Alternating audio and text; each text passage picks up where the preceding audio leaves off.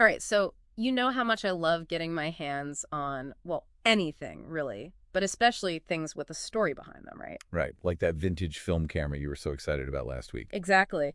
But today, we're diving into a craft that's all about story, about legacy, about transforming raw materials into something that sings. Okay, you've got me intrigued. We're talking about piano making, aren't we? You got it.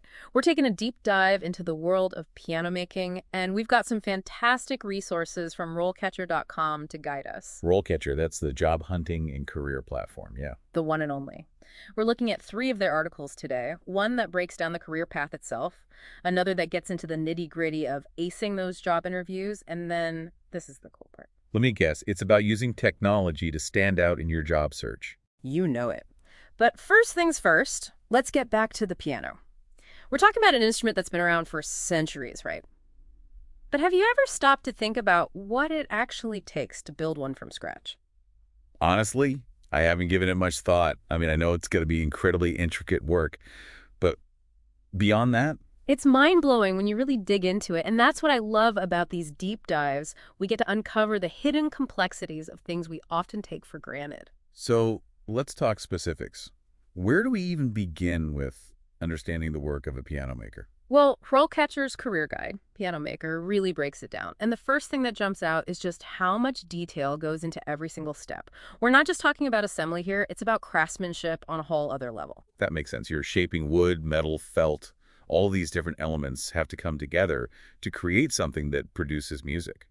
And not just any music, but music with incredible nuance and range. It's about understanding the properties of different woods, how they resonate, how to shape them to achieve a specific tone. It's like being a sculptor, but instead of chiseling away at marble, you're coaxing sound out of these materials. And that's what I find so captivating. And you know what's interesting? This whole idea of handcrafted quality, it's having a real moment right now. Oh, absolutely. Look at the resurgence of vinyl records, artisan crafts, bespoke everything. It's like a pushback against mass production, a yearning for something unique, something with a human touch.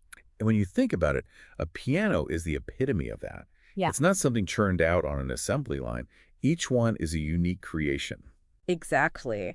And speaking of creation, let's step into the world of the piano maker, shall we? What kind of environment are we talking about here? Well, you'd imagine a workshop, right? Quiet, filled with the scent of wood and varnish, maybe some classical music playing softly in the background. That's the romantic image for sure. And while there's definitely an element of that, Rollcatcher paints a picture that's a bit grittier, a bit more industrial than you might expect. Oh, interesting. Tell me more. Think heavy machinery, potentially hazardous materials. It's a physically demanding job that requires a certain level of, well, let's call it grit to handle. That makes sense. You're shaping large pieces of wood, metal components, not to mention the tools involved. It's not all delicate hammer strokes and soft music, right? Not exactly, but that juxtaposition, the delicate and the demanding, it's part of what makes this career so intriguing, I think. Definitely. It's a craft that clearly requires both physical and mental dexterity. Absolutely. And speaking of dexterity, let's talk tech.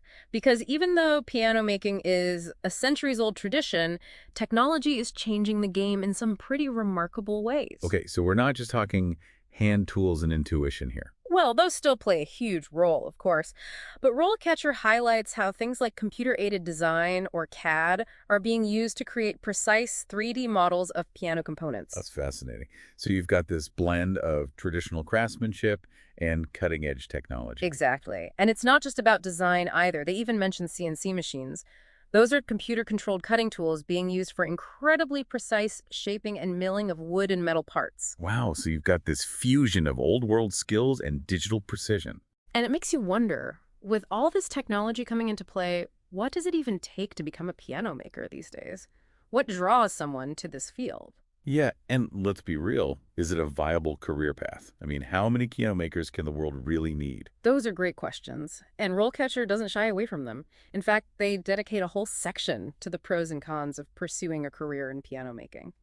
And let's just say it's not for the faint of heart or for those seeking a get-rich-quick scheme. Okay, so tell me more about these pros and cons. What are we really getting into here? Well, let's start with the potential upside. RoleCatcher highlights the fact that skilled piano makers, especially those with a specialty or niche, can command high salaries. We're talking about a specialized craft, and people are willing to pay a premium for quality. That makes sense. A handcrafted piano is an investment, an heirloom even. So you're saying there's potential for a good living, but it's not a guarantee. Exactly. And that's where the cons come in. As you can imagine, the job market for piano makers isn't exactly booming. It's a niche field, and the competition for those coveted positions can be fierce. So it sounds like a career path driven by passion more than anything else. That's the sense I get. It's about a love for the craft, for creating something truly special, something that will outlive you. But it's not just about the end product, is it? It's about the journey itself. And that's where RoleCatcher's breakdown of the typical career path gets really interesting. Well, so there's a whole ladder to climb in the world of piano making. I'm all ears. Well, hold on tight, because we're about to embark on a musical journey, starting with the very first step, the apprentice piano maker. And believe me, it's not as glamorous as it sounds. So we left off talking about apprentice piano makers, the newbies just starting their journey in this craft. What does an apprenticeship actually look like? Well, think of it like, any other skilled trade. You're not going to be handed the keys to the kingdom on day one. Right, you're not going to be building a Steinway from scratch right out of the gate. Exactly. Yeah. RoleCatcher emphasizes the importance of mastering the fundamentals, and that often means starting with tasks that might seem, well, a little tedious. Tedious? How? Give me an example. Think sanding wood for hours on end, learning to identify different types of wood by their grain, their scent. So it's as much about sensory experience as it is about technical skill at that stage. Absolutely. You're developing an intimacy with the materials, understanding their nuances, their quirks. It's like learning the alphabet before you can write a novel. That's a great analogy. And RoleCatcher actually highlights that even at this early stage, formal training is crucial. Oh, so it's not just showing up at the workshop and hoping someone takes you under their wing. Not anymore. We're talking about apprenticeships that might involve coursework in acoustics, woodworking techniques, finishing, and restoration. There's a real science to it. That makes sense. You need a strong foundation in the theory behind the craft, not just the hands-on skills. Right. But of course, the hands-on experience is where it all comes together. RoleCatcher mentions that apprentices spend a lot of time observing experienced craftspeople, absorbing those tricks of the trade that you can't learn from a textbook. It's that watch one, do one, teach one mentality that's so common in skilled trades. Exactly. And as you progress, you move from apprentice to what RoleCatcher calls a junior piano maker. Okay, so you've moved up in the world, got a few more tools in your belt. What changes at that stage? Well, according to RoleCatcher, you're starting to gain more independence, taking on more specialized tasks. So you're trusted with more responsibility, more intricate work. Precisely.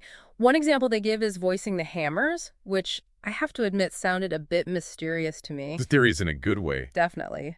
Turns out, voicing the hammers involves shaping and needling the felt on the hammers that strike the strings. It's what gives the piano its unique tone and responsiveness. Oh, wow. So it's a delicate process, requiring a keen ear and a light touch. It's like surgery for sound. And it's a prime example of how a junior piano maker starts to develop their artistic judgment, their ear for tonal quality. So you're not just a craftsperson at that point. You're developing a musical sensibility as well. Exactly. And as you gain more experience, you climb that musical ladder to become, as RoleCatcher calls it, an experienced piano maker. And this is where things get really exciting. Oh, do tell. What's so exciting about being an experienced piano maker? Well, for one, you're not just following instructions anymore, you're leading projects. You're the one mentoring those eager apprentices, passing down your knowledge. It's like becoming the conductor of the orchestra. Love that analogy. And it's accurate. RoleCatcher highlights how experienced piano makers often oversee projects from start to finish. They're coordinating with teams, managing deadlines, ensuring the quality of the instruments meets those sky-high standards. Talk about pressure. But also, what a rewarding challenge. Right. And here's the thing. Even at this level of expertise, there's always something new to learn. New materials emerge, technologies advance, and the experienced piano maker is constantly adapting, refining their techniques, always pushing the boundaries of what's possible. It speaks to that lifelong pursuit of mastery that defines a true craftsperson, doesn't it? Absolutely. But the journey doesn't end there. We still have to talk about the pinnacle of this musical mountain, the maestros, the legends, this senior piano makers. Ooh, now we're getting to the good stuff. Tell me everything about these senior piano makers. Last we left off, we were about to delve into the world of the senior piano makers. These are the folks who've been at it for decades, right? They've seen it all, done it all. Yeah, they're like the master chefs of the piano-making world, the ones with the secret recipes and the years of experience etched onto their hands. And speaking of experience, RoleCatcher really paints a picture of the senior piano maker as not just a craftsperson, but a leader, a mentor, almost an artist in their own right. I like that. An artist in their own right. Because they are, aren't they? They take these raw materials and imbue them with their knowledge, their passion. Absolutely, and their vision. RoleCapture talks about how senior piano makers often collaborate with designers, experiment with the new materials, even develop their own signature piano models. It's like they're composing a symphony of craftsmanship, each generation adding their own unique notes to the music. And that's where their legacy comes in, isn't it? It's not just about the pianos they build themselves, but the knowledge they pass down to the next generation of piano makers.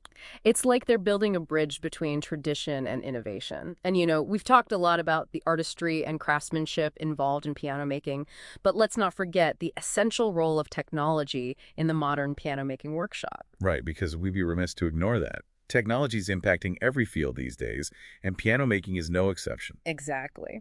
And RoleCatcher dives into some really cool examples of how technology is being used to enhance and elevate this ancient craft. We've already touched on CAD and CNC machines, but it goes way beyond that. Oh, I'm all ears. Tell me more. Well, think about the precision required in piano making. I mean, we're talking minute adjustments that can drastically impact the sound of the instrument. Oh, absolutely. The tension on a string, the shape of a hammer, it all affects the tone, the responsiveness. Exactly. And that's where technology comes in. RoleCatcher highlights how laser cutters are being used to create incredibly precise piano parts.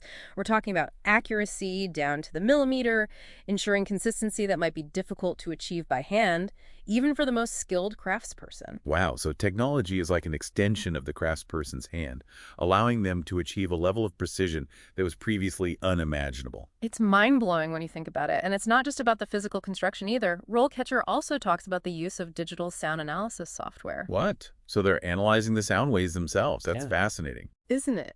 Imagine being able to visualize the sound a piano produces, seeing the peaks and valleys of the sound waves, identifying subtle imperfections or variations in tone. It's like having X-ray vision for sound. Exactly.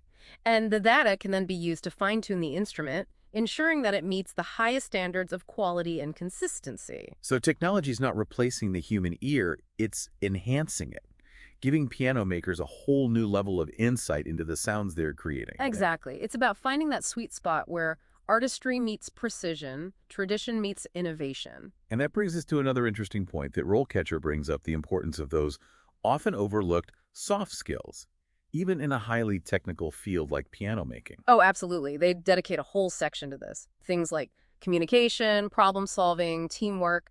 These are all crucial skills for a piano maker to have.